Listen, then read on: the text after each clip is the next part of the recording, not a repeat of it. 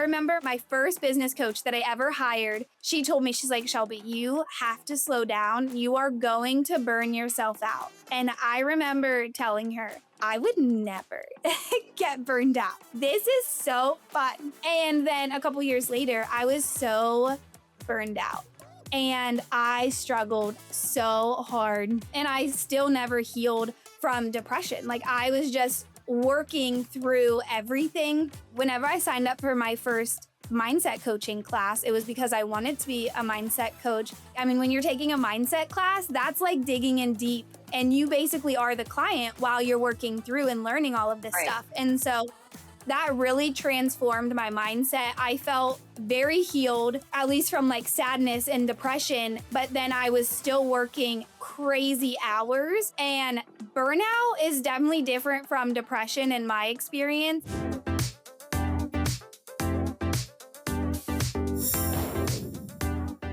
Welcome to Brazen and Bold. Today, I am joined by Shelbie Moser, and hopefully get a chance to see her delightful and gorgeous face. If you're just listening in, check her out, her page and everything else that she produces. She's got gorgeous pink hair, an incredible lightning bolt background. She is the owner of Lightning Hair Lounge, and she is a lifestyle and mindset coach. She absolutely knows what's up. She is a delight to work with and such an energetic and inspiring personality in our industry. Thank you so much for joining me today, Shelbie. Thank you so much. I'm so excited to be here, and thanks for the warm welcome. Yeah, listen, like I said, I follow your Instagram. That's a place to jump on and see what you're up to. You have a baby pig. I have 2 mini pigs, yes.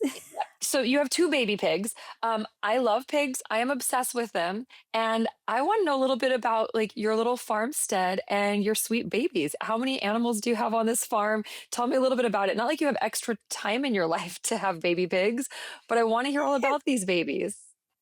Okay, yes. So I do not live on a farm, and I just have randomly 2 mini pigs because whenever I was in high school, we had this pig that lived like down the road from us, and we would save all of our scraps for this pig, and it just kind of became like a thing. And I loved pigs. And then at the time, like those teacup pigs that were so small were like trending. And I was like, oh my gosh, I want one of those. And I still lived at home at the time. So after convincing my parents, they were like, okay, you can get a pig. So then, and my high school boyfriend said, if you're allowed to get one, then I'll get you one for your birthday. And so that's when I like was convincing my parents. And so that's how I ended up with my first pig. His name's Max. And then as you learn when you get a teacup pig, they don't actually exist. And it's just a baby pig. And so this pig was getting bigger and bigger and bigger. And I was in beauty school at the time. So I was gone for long periods of the day. And pigs are insanely smart. So he would pee, he was litter box trained. He would pee beside his litter box only when I wasn't home. And he was just mad that I wasn't there. And so then, yeah, the bigger the pig, the bigger the puddle. And so he had to go outside because I was like living at home with my parents. And so I took him outside during the day. And then when I got home, I'd bring him in, I'd give him a bath, and he'd still sleep inside with me. And then just as he was getting bigger, I couldn't like lift him into the tub anymore or onto my bed. And so he had to stay outside permanently. So then that's when I went and got Marla, because I was like, well, he needs a friend if I can't hang out with him all the time. So then I brought Marla home. So yeah, they're like, I always describe them kind of the size of a basset hound, and they are a little bit larger than that. But yeah, they're true mini pigs, and they're awesome. I have no other animals, and I will not get any other animals. I will never get pigs again. It's just, I love them, but there's very little support. So when something does go wrong, it's very hard to get the help, which I live in the middle of nowhere. So you would think there would be livestock, vets everywhere, but that's not the case. Okay, listen, thank you. And that's probably why, because you live in the middle of nowhere. You have 2 pigs. I'm just imagining old MacDonald has to have a farm somewhere, these pigs, but that's so delightful. I've been fascinated by pigs ever since I was little. It started because an older woman who was sitting a few pews behind my family in church when I was a child, who was blind and a little senile, heard me squealing and crying and like was exclaiming and trying to get people's attention that there's a pig loose in this church. Someone like help us find the pig. It was me. So Oh, my mom like would buy me like little pig toys and stuffed animals. I became the little piglet. And so I think like that was just like the animal that was in my life. And then I just think they're so cute. And then my brother found a pig on the roadside, somebody's potbelly pig that they just like left emaciated. It was so sad. So I had a rescue pig for a minute, and I definitely did not live in a farm. I live in a small suburban neighborhood postage stamp backyard, but cannot let Petunia was her name, uh, be starving. And my brother's oh. like, I can't take care of this pig. So I said, I got it. It was my birthday. Same idea. My former spouse was like, fine, you know? Um, the HOA shut us down. Petunia never made a noise. She was perfect as Petunia would be. And we joke now. Yes. I'm like, I'm pretty sure it was my former spouse who turned me into the HOA anonymously and was like, there's a pig in that house. And he's like, to whom it may concern, this is their address. So anyway, my pig had to go to an actual farm, but she was fun while she lasted. Oh, that's And they are sweet. smart and interesting. And I think like just fun to see your little videos of them. It's delightful. Anyway, I think you're delightful. So thanks for sharing a little bit about your pigs. Fun point of interest. What I love about interviewing people is you get to learn so many different facets of business ownership, the hair industry, mindset, how to succeed, finance, all these things. And then the fun little Easter eggs everywhere, which is like, and she owns a pig, or also this person loves, like the random tidbits that I get to find out about our people. It's just so fun. Um, so It is so fun. I'd love to hear a little bit more about Lightning Hair Lounge. When did you found it? Yes. So 2018. So it's about 8.5 now. And Lightning Hair Lounge was born. We always call it Lightning. So Lightning was born whenever I've really been all around the industry, and I just felt there was no place that was going to create to help me build a life that I really saw for myself. I come from a very small town, and I had dreams of like moving away and whatever. And now I love my town. And I just was like, okay, how can I create a life here that I want? Because I love the small town feel. I'm on an old historic main street, and I love everything about that. My family's here. I'm super family oriented.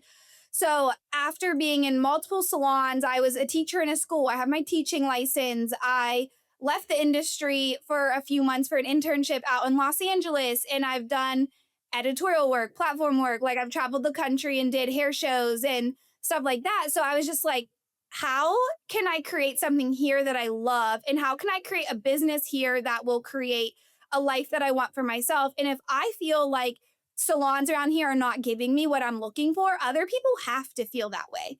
And Mhm. so after just trying a bunch of different salons, I was like, okay, I have to figure out what I am missing in those and bring the things that I loved within those here, and just my like very vast like travel experience to this small town. And so yeah, I opened Lightning in 2018. I was pretty young, but it just felt like that was my next step. And that was really the only way I saw myself staying in the industry. So then I opened Lightning, and I think it really is, it's very different for my area. And I mean, even having pink hair is very different for my area. And I've just taken everything I loved from other salons that I worked at, but then also everywhere that I've traveled. I've been to almost like every major city in the US, and just like mashed up my love for this big city energy with the small town, like comfy, cozy feel.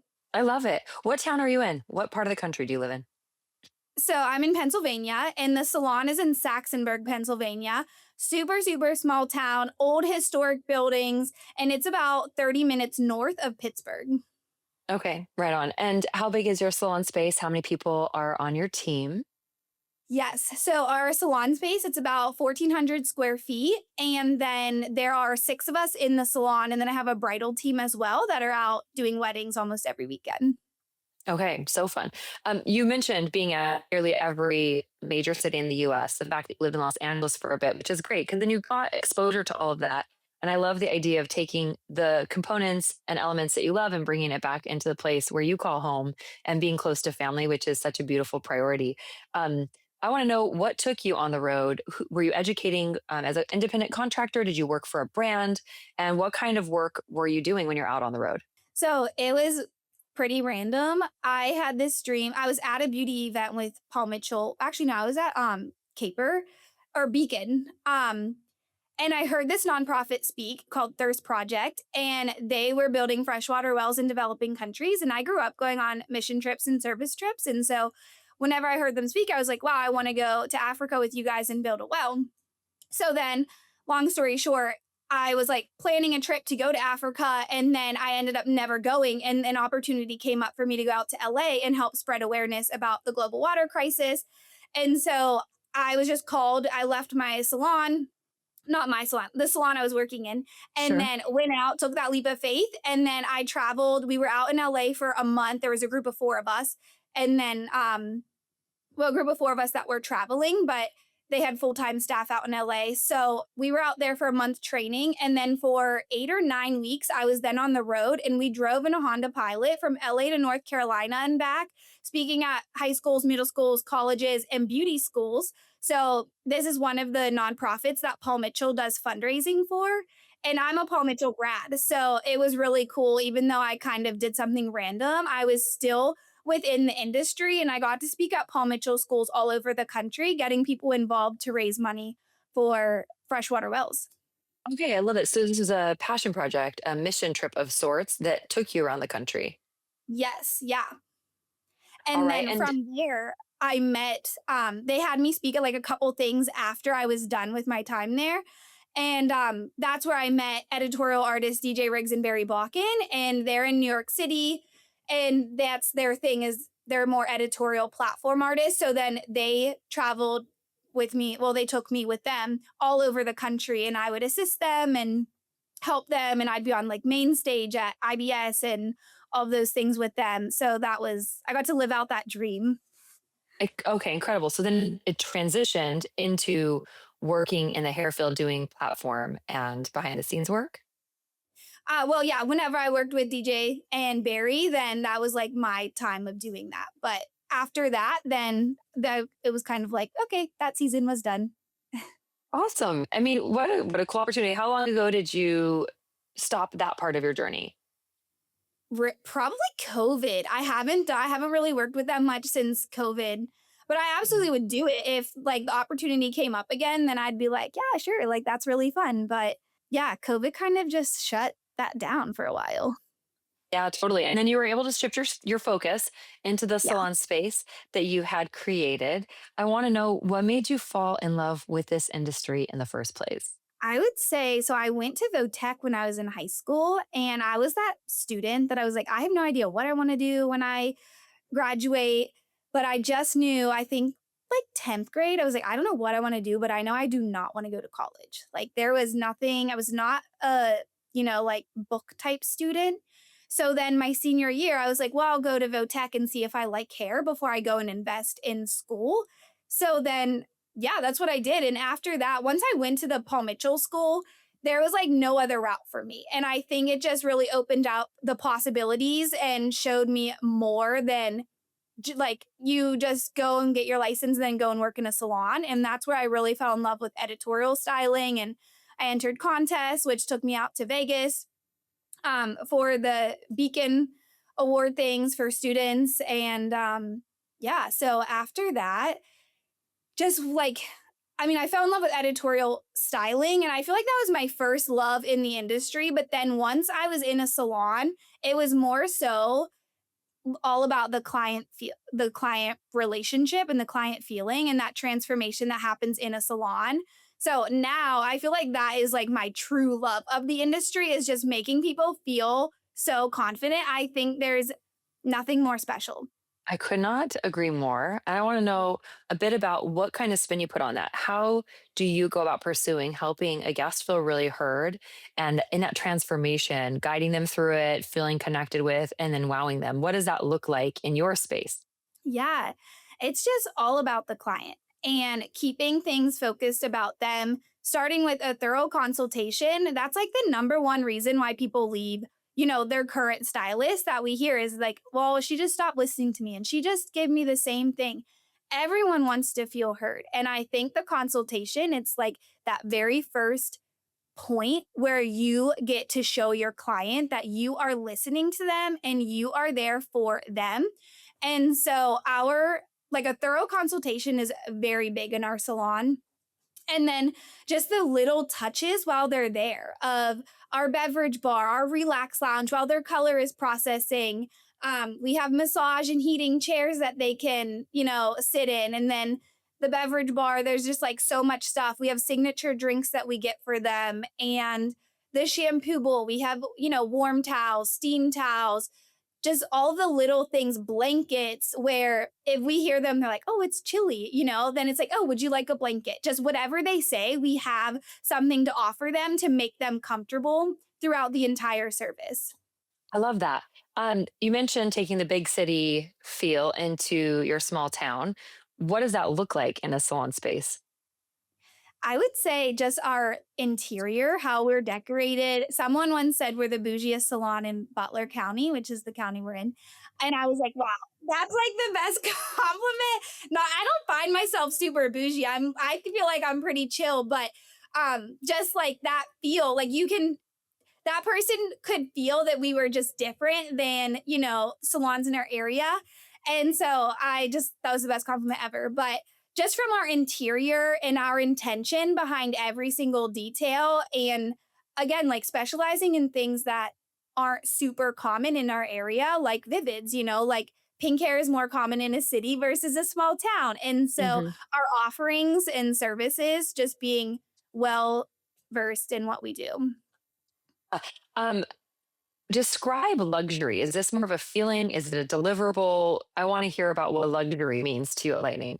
Yeah. Wow. I love that question. I've never been asked that. I would say it is a feeling of what that client, because luxury is something different to everyone. And so I would say for us, it is just that feeling of that extra care. Like we are going above and beyond. And every single month in our monthly team meetings, we are really like it is a conversation of how can we better serve our client. And if something did go wrong, okay, let's create a solution right then and there, and let's implement that moving forward, again, just so we can have the best experience for our clients and best experience for our team too, working there. And you speak about your monthly meetings. Is this a team huddle? Do we focus on education? Tell me a little bit about what benefits you see from having this monthly focus and set point. Tell me a little bit about the structure and what you guys prioritize there. Yes, I love our monthly team meetings. Our team is super close. I love my team so much. They are awesome in literally every single way. And we all have different schedules. And I'm at my home office right now. I don't have an office space in the salon. So I work from home like half of the week, and then I'm in the salon half of the week. And even though I'm always communicating, it's very rare that we're all together where we can Right. have like deep conversations. When we are all there, we're all doing hair, we're all behind the chair, running around. And so to have that time, it's once a month, it's 1 hour. We meet in the morning before we open that day. And I have like a PowerPoint. I try to make it as fun as possible while also being like very productive. And we go over our last month, like how it went in the last month, our goals. Did we meet our goals? Um, any announcements, we go over the monthly specials. If anything did go wrong, like we have discussions on how we can fix that and improve moving forward. And then we give away awards like top producer and most growth. And if we hit our goals, then they get money and just like fun incentives. Sometimes I'll get coffee or their favorite beverage, keep it fun and entertaining. And then we go over like our social media followers and we just track everything. And they always say like numbers don't lie. And so we might feel that we had a great month or we might feel that we had a terrible month, but what do the numbers say? And so always just taking back to the numbers are the truth. And just if 1 month was off, it doesn't mean we suck or we're bad. It's just like, okay, this is the real truth. And then how can we move forward from here? Or this is awesome. Let's see what we did so great. And again, move forward. I love what you said. Like numbers don't lie. I like to say often facts don't have feelings. I Yes. feel like we use a lot of that product. Okay, great. What does the report say? Do we use a lot of that product? I feel like, you might be one stylist who always grabs this one thing or always sells this one product, but if you're the only one doing it, how you feel doesn't actually tell the story. So facts, really nice to rely on metrics and numbers. What you said, you track everything, which I love. My little business owner heart just sings and soars as you say this. Yes. I would love to know, what are the numbers you're looking at weekly as a salon owner? And what do you think other people would benefit from looking at? I'll start with my weekly budget because I'm obsessed with my weekly budget. I'm so proud of this. And one day I will have a class on this. It doesn't exist yet, but I have a weekly budget. And that was something that no consulting company ever truly gave me like a layout. And I'm so visual. So I do the profit first method. And so I have specific percents and I straight up have like probably 12 different like checking accounts, and it's basically like the envelope method but within checking accounts. So every single week, yeah, we look at service sales, retail sales, average service ticket, average retail ticket, rebooking, number of clients, product per client, and then all money in, all money out. So whenever I'm budgeting, there's never a time that it's like, oh my gosh, I don't know if I have enough money in my account to cover payroll. No, every single week, the numbers from the week before, there's a percent, it gets put in the payroll account. So as I'm looking over everything, and my team also does, they have their books, they're tracking everything. And then I coach them on their numbers. Again, it doesn't matter how you feel, this is what your numbers are. So there's that. And then my budgeting and like retail sales, a certain percent of that goes into my retail budget. So that way I know back bar, rent, everything has its own account. And every week, and that's my non-negotiable. Even if I'm on vacation, like that's still something that only I am doing. And so consistency is key for that. And yeah, I would say my number one thing would be like get your checking accounts in place and budget so that way you are good and like actually look at what's coming in and what's going out. Hey, business owners. Yes, you. I know you're juggling it all: marketing, admin tasks, websites, podcasts, social media. The list never ends. That's where Spark comes in. We're a virtual assistant company built just for small business owners, because once you're able to delegate, we know you'll be able to dominate. Our clients are seeing up to 30% increase in social media engagement and sales, all by letting us handle the behind the scenes work. Not to mention an incredible boost in flexibility, profit, and time. So scan the QR code right now to schedule a free chat with my team. Let's make you efficient AF and help you focus on what you do best: growing and leading your business. That's a great pulse. It's something that I think is overlooked because it doesn't sound that fun. I mean, if you're into creativity and if you're into the guest experience, which you are, and luxury and being the bougiest salon, that's not part of like the feel of being bougie. Oh, it's drudgery to a lot of creatives. Are you this structured in your personal budgeting as well? No, I am not, but I've been like praying about this because I used to be, and then I have just been like, it's just so much. And then I couldn't find an app that I loved, which I don't use an app for the salon. But again, yeah, like being a salon owner or business owner in general, you are just forced to be more organized and it's not just about me, it's about my team. So I think that's why I'm so disciplined with things with the salon, is because it doesn't just affect me. People are relying on me to provide, their help provide their livelihood. And so yeah, I need to do the exact same thing with my personal life that I do with my salon. So I do, but I'm much more lenient with it. Yeah, I think that's great though, just the fact of the consciousness and the awareness around it. And being such a creative person, how do you balance creativity with this strong business sense on the other side? How do you make room for both of them in creative expression? Yeah, I'm still behind the chair. So I'm behind the chair one day a week and then sometimes a Saturday, so like 2 days max.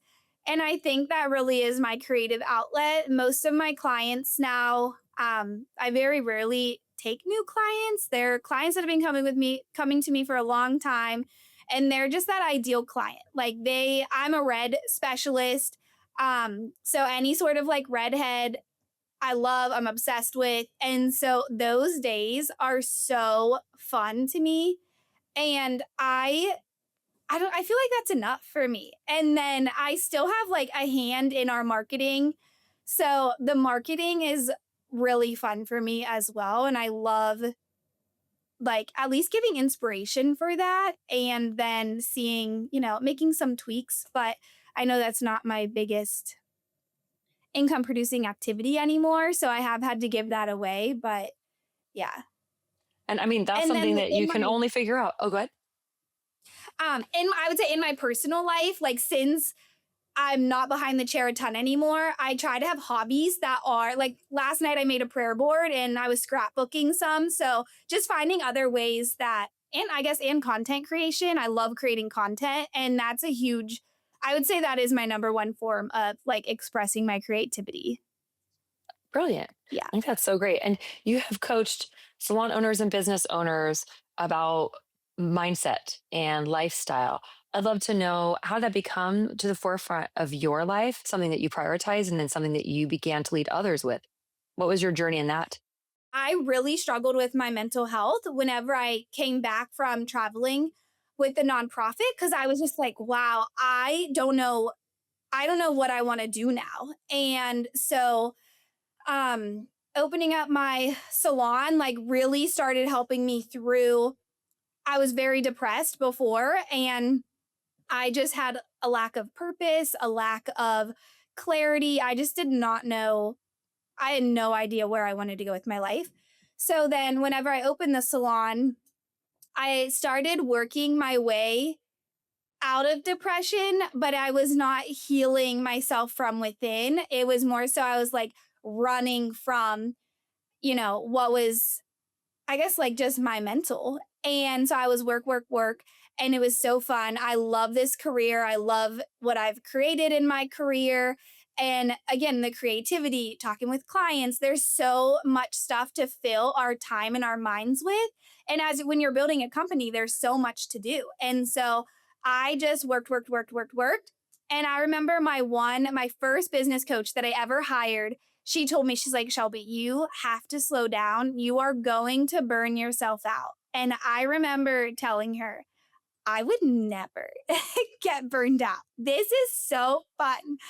And then a couple years later, I was so burned out and I struggled so hard.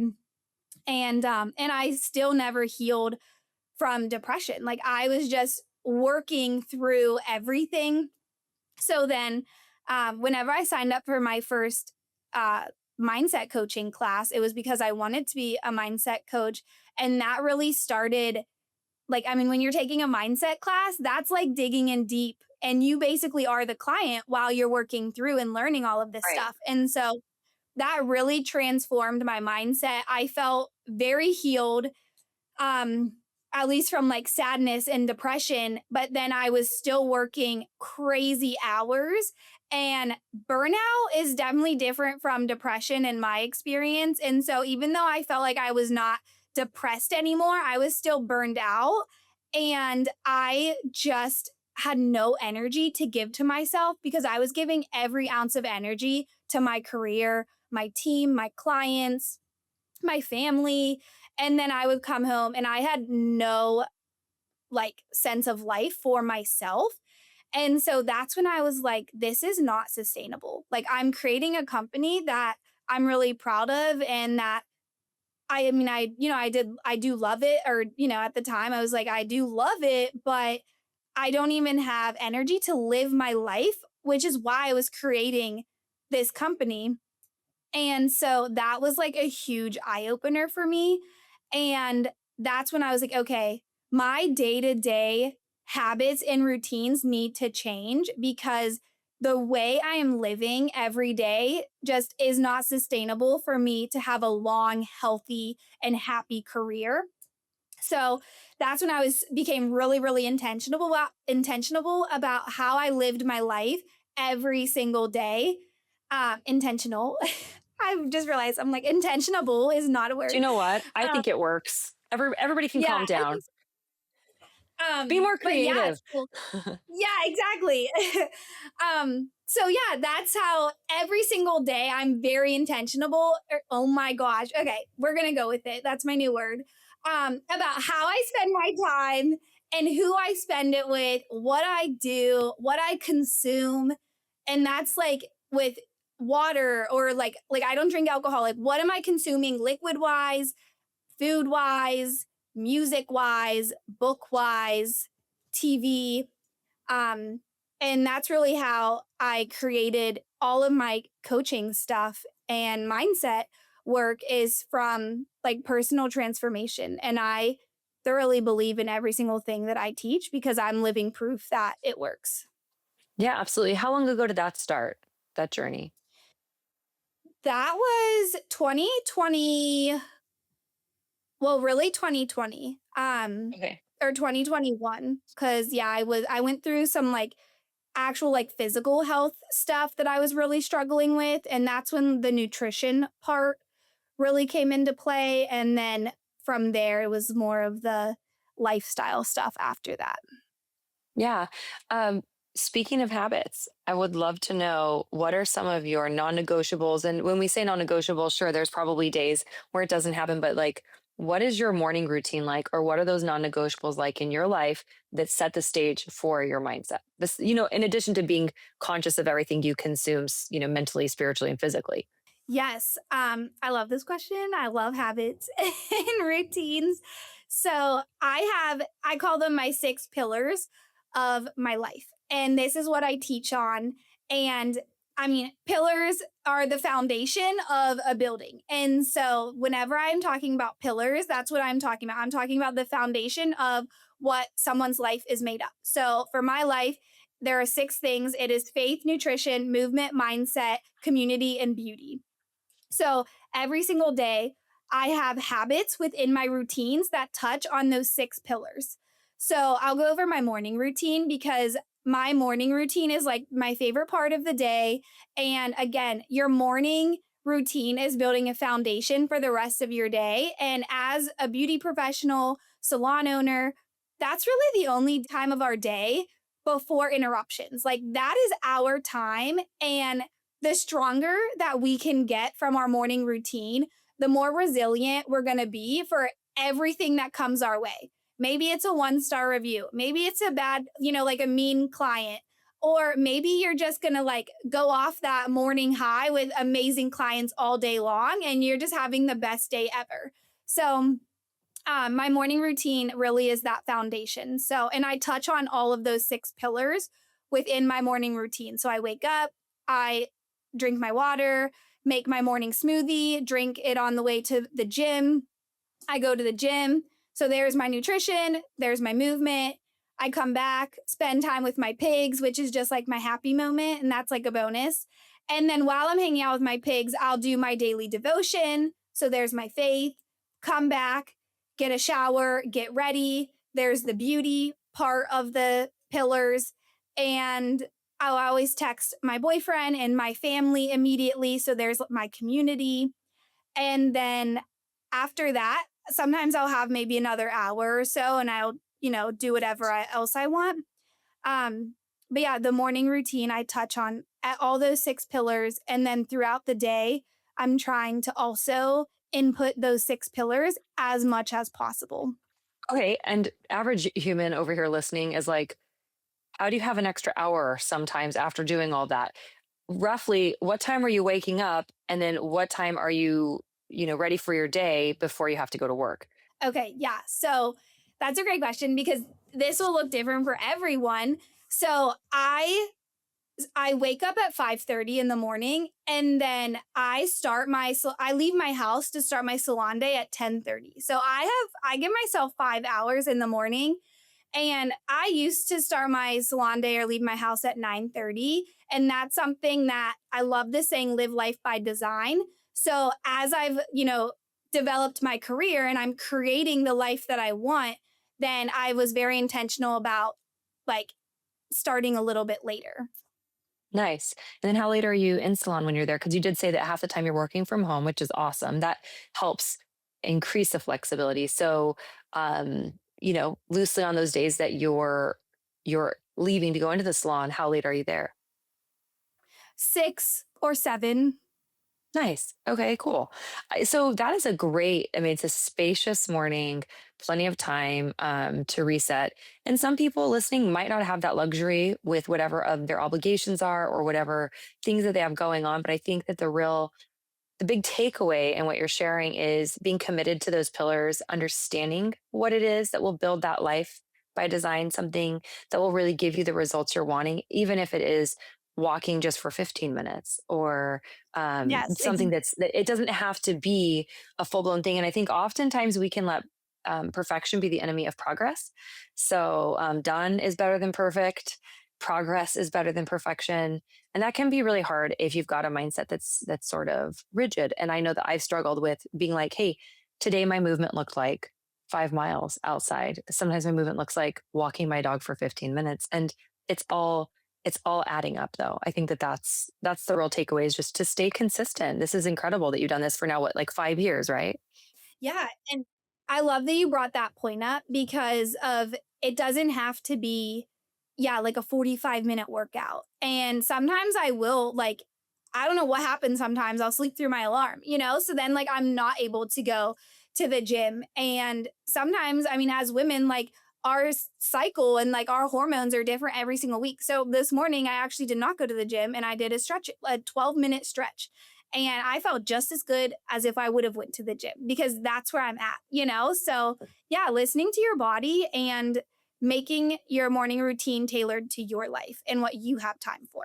And I also don't have kids. Like a lot of people have kids. So, Acknowledging that and then making space for it. And I love how you touched on different parts of your cycle. We were not actually designed as human beings, especially with hormone cycles, the females out here, people, I mean, all of us though, we're not made to grind it out nonstop or to push hard and push heavy and to go fast nonstop. That's something that's been really hard for me as a high RPM person to learn how to slow yes, down a little bit, slow down to speed up. Yeah, you got to knock me out to get me to slow down. That's really hard for me to do, to feel like I'm being productive or adding value or getting what needs to be done. And um, I've been kind of actually astounded. I've been experimenting on slower starts. I used to get up because I have 3 children and I would get up early and I would basically wake up and before I was even all the way awake, be on my way to the gym and then have to get home 45 minutes later. I was just cramming everything in to be able to get it all done, starting my workday sometimes as early as 7:30 a.m. or 8.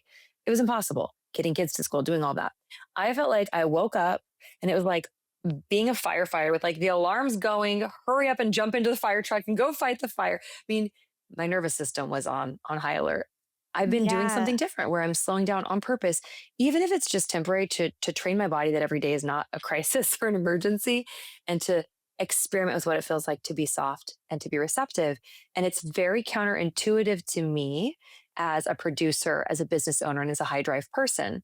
But I have been really trying to focus on that myself while maintaining habits, knowing that some days are going to be flexible. And with the hormone cycles, towards the last few days of a hormone cycle, being more gentle, being more soft, being more nurturing. It's not the time to go all out, actually. It can cause damage to your body and it doesn't really give you results. So science on this is really fascinating and it's different and it's important to understand like how to really properly care for your mind and your body and your soul for elite performance.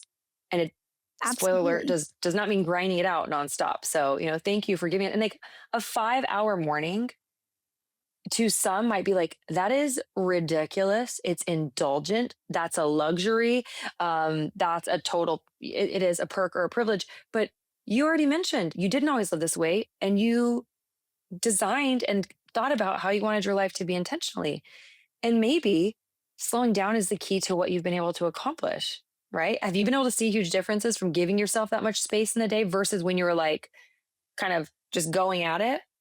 Yeah, I notice a huge difference. And I always say resting is productive and just, and it is very hard. Like resting does not come naturally to me or easy. Sometimes, like, I will have to shut my office door. If I walk past this door on, a day off and I see something in here, I'll just like come in here and sit down. And then before you know it, it'll be like an hour, 2 hours. And it's like, no, that is not what today is for.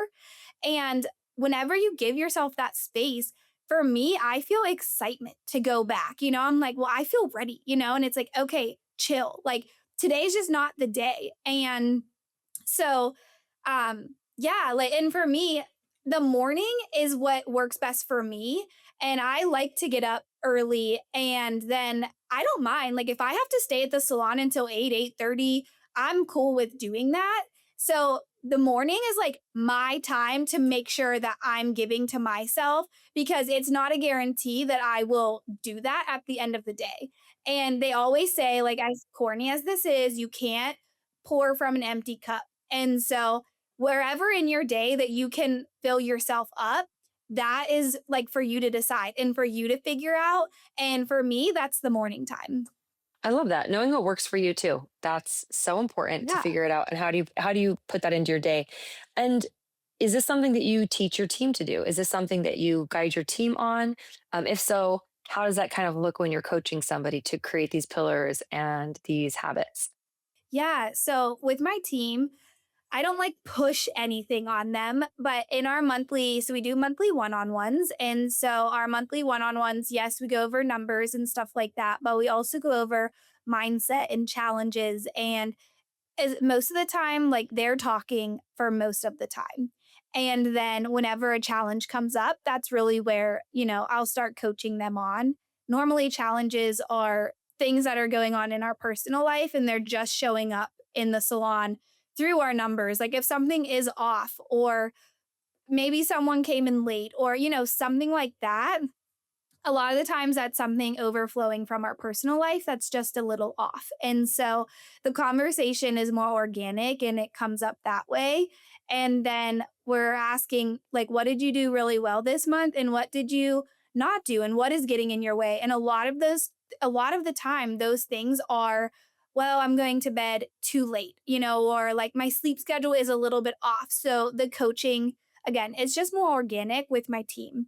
With a client who like hired me to, coach them through these things, then a lot of the times they're coming with challenges, and we're creating and tailoring that life for them that they want to live. And then we're just creating a path for them to get there. All right, that's beautiful. What is the biggest investment that you've made in yourself, or maybe the investment that you've made in yourself professionally, personally, in whatever level that you have seen have the biggest payoff or greatest impact? For sure, my mindset coach and my mindset certification, because Okay. I always say we can only go as far as our mind will let us. And truly, there's so much that is in our unconscious mind that is holding us back, that we are understanding, or like we might just feel stuck, but we don't know what we're stuck from.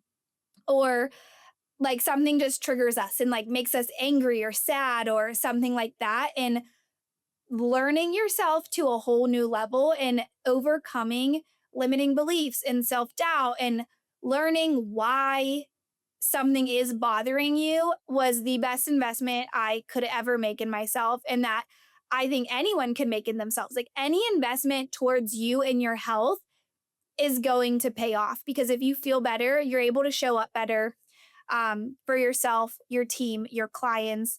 And that it's a full circle moment. Like, when you are taking care of yourself, you can take care of others better, and you're going to make more money. Your clients are going to tip you more. Like, it really is, it's just full circle.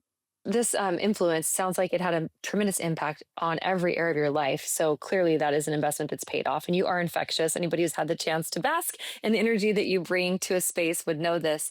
I would love to know if there are any early mentors or current mentors in this field, or even just in business, that have had a really big impact on you, and what like your biggest takeaway from learning has been in that space.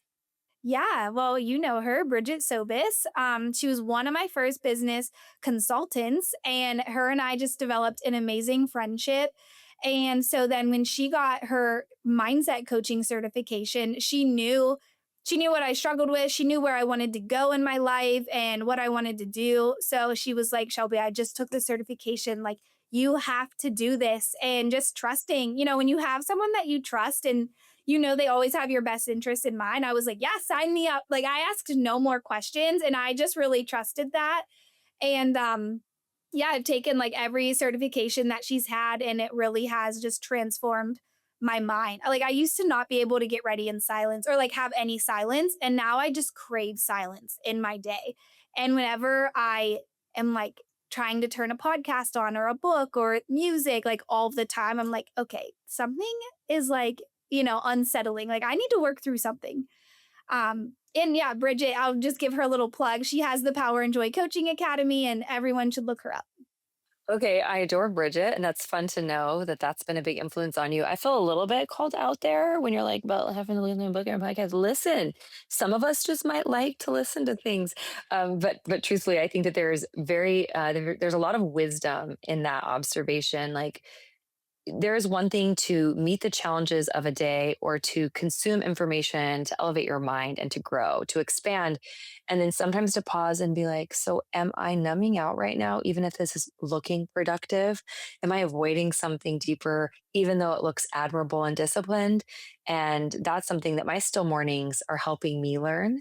And it's incredibly uncomfortable, absolutely maddening sometimes to slow down long enough to say, oh, this sound of my own thoughts and silence around me is really horrifying.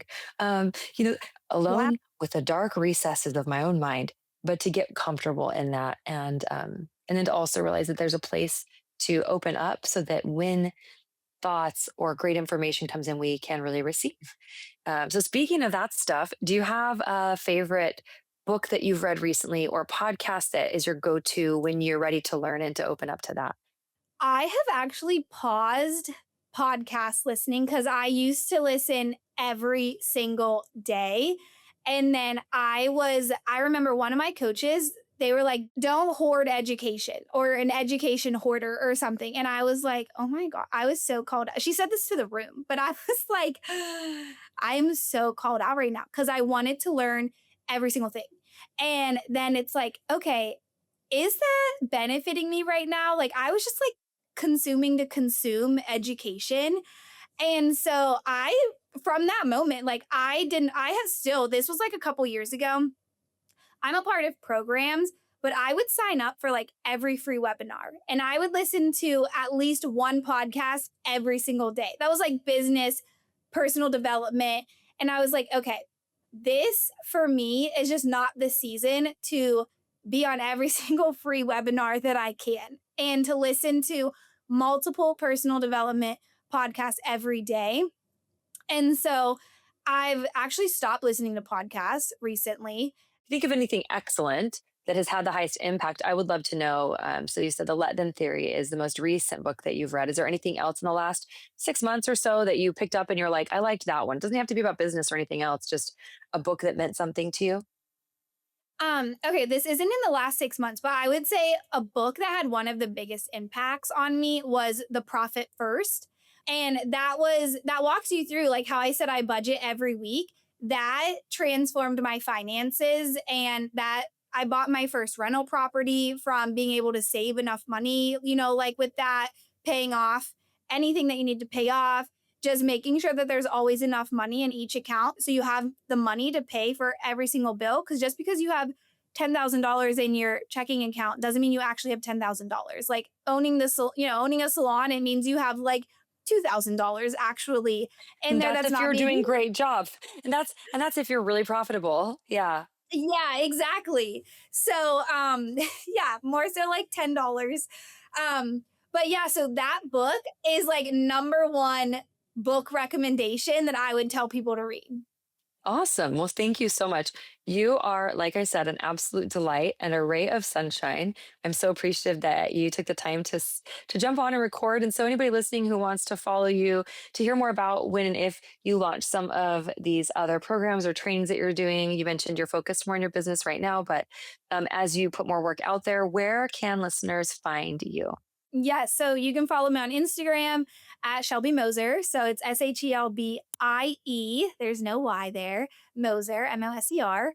And then I also do have my business page, which I'm kind of going through like a little rebrand with my coaching company, but it is the Healthy, Wealthy, Happy Hairstylist on Instagram and on Facebook. And then I will send you the link if you'd want to link under the show notes of my newsletter. I would love to have people join me. And I just document really like what I'm going through and how I mentally overcome whatever I'm going through, and my habits and routines that can help beauty professionals just have more balance and more electric energy for their day and also for themselves.